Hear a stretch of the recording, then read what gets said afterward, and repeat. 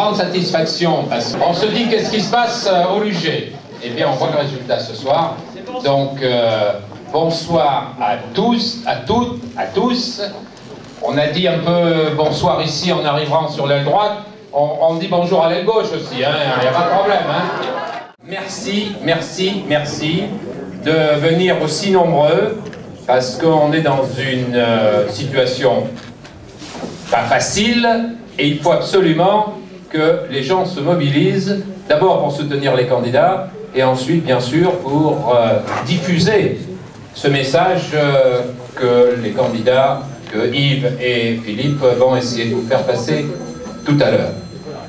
Et puis, je veux des valeurs morales qui soient défendues.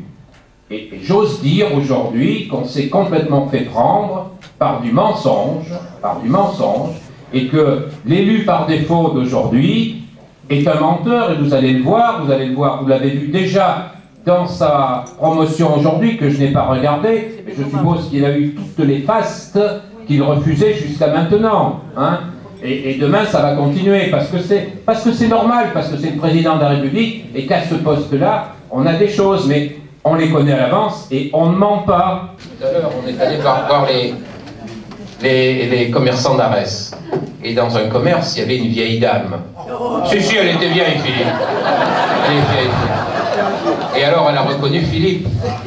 Et elle lui a dit, oh, mais vous êtes maire d'Andernos depuis... Oh, c'est ça, hein? Non, mais ça veut dire que si Philippe est maire de sa commune depuis aussi où, ça veut dire que quelque part, il a réussi dans sa commune. Il a un objectif pour sa commune. Il connaît ce bassin d'Arcachon par cœur. Il est membre du CIBA, président d'une commission du CIBA, président de tourisme. Il connaît tout le monde sur le bassin et on peut lui faire confiance. Et il a pour sa commune, il a eu toujours une idée très précise depuis fort longtemps, qu'on peut apprécier ou ne pas apprécier, mais il avait une idée pour sa commune et il a voulu la mettre en œuvre d'une manière très pratique et très pragmatique. Donc moi je fais une confiance totale, d'abord parce que c'est un ami de longue date, parce qu'on a ensemble une formation commune, mais aussi parce qu'il faut reconnaître que c'est un homme public qui défend le public avec sa sincérité, avec sa fidélité habituelle, parce que Philippe n'a jamais trahi qui que ce soit. Quand il a pris un engagement, il l'a toujours pris. Dans ce document-ci, qui est paru dans le journal Sud-Ouest du 11 mai, donc qui est parfaitement récent, je lis de la part de M. Rigolet, voilà, c'est son nom, n'est-ce pas?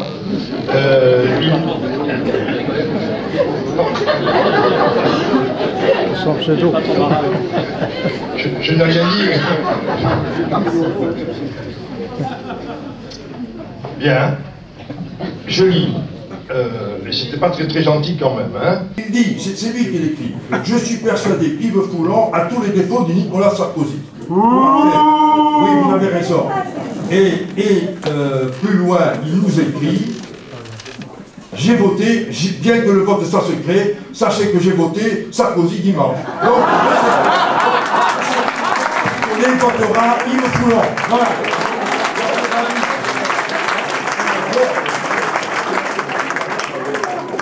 Mes amis, je vais conclure pour laisser à Yves, n'est-ce pas, le soin de nous décrire un programme que nous attendons d'un futur député.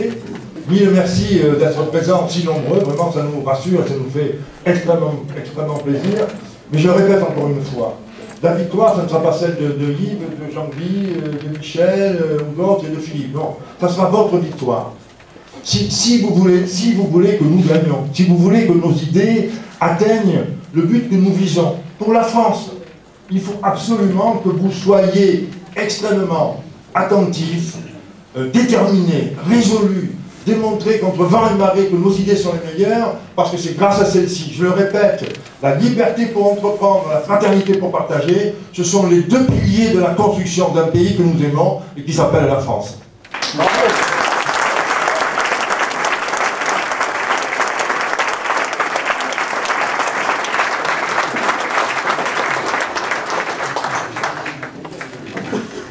D'abord, vous dire que ça fait chaud au cœur de vous voir aussi nombreux. Sincèrement, c'est la deuxième réunion publique.